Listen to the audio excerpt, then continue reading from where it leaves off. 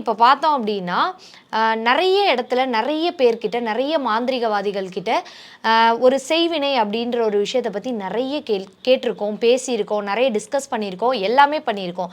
But உங்ககிட்ட அப்படின்னு வர்றப்ப, ஏன்னா மாந்திரிகம் அப்படின்னு பார்த்தாலே அதில் உங்கள் பேர் இல்லாமல் இருக்கிறது கிடையாது. அப்படின்றப்ப செய்வினை பற்றி ஒரு புதிய விஷயம், இதை பண்ணாதான் இந்த செய்வினை நடக்கும் அப்படின்ற மாதிரி ஏதாவது ஒரு புது அப்டேட் எங்களுக்கு கொடுத்தா ரொம்ப நல்லா இருக்கும். ஓகே, நல்ல கேள்வி. இப்போ செய்வனங்கிறது வந்து பில்லி, சூனியம், ஏவல், செய்வன, வசியம், உச்சாகடனம், ஸ்தம்பனம், மோகனம், வித்யோகனம், இப்படி மாந்திரிகத்தில் 8 வகையான கலைகள் இருக்கு. ஓகே. இப்போ செய்வனை வந்து எப்படி பண்ணப்படுது அப்படின்னா, சம்பந்தப்பட்ட எதிராளியினுடைய துணிகள், பேர்கள், காலடி மண்ணு, நகம், முடி இந்த மாதிரி பொருள்களை பயன்படுத்தி பண்றது. இப்போ மாந்திரிகத்தினுடைய 8வது கலை மாறான கலைன்னு சொல்றது. அந்த மாறான கலை வந்து நோயை மாறாணம் பண்ணலாம், கடனை மாறாணம் பண்ணலாம், ஒருத்தரோட தரித்திரியத்தை மாறாணம் பண்ணலாம், ஒரு ஆளையும் மாறாணம் பண்ணலாம்.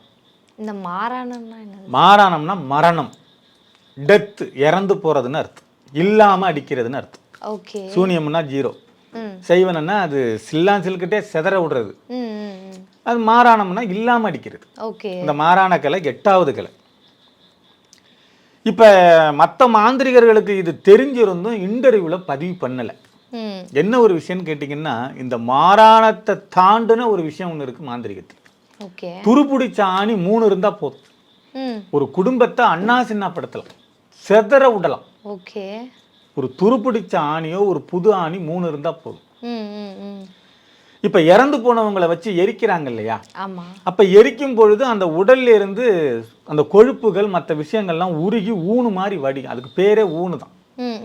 அங்க பணி செய்யறவங்க, அங்க வேலை செய்யறவங்க கிட்ட நம்ம ஏதேனும் 1000-2000 பணம் கொடுத்தோம்னா அதை கரண்டியில பிடிச்சு கொடுப்பாங்க. அதுக்கு பேரு குழி தைலம்னு பேர். அந்த குழி தைலத்தை வாங்கிக்கிட்டு வந்து அது கூட இன்னும் அஷ்டகர்ம வேலைகள், அஷ்டம பந்தம், இந்த மாதிரி பொருள்களை எல்லாம் ஒன்னா சேர்த்து, இந்த விக்கிரகம் இருக்கு இல்லையா, கோயில்களில் விக்கிரகம் வைப்பாங்க.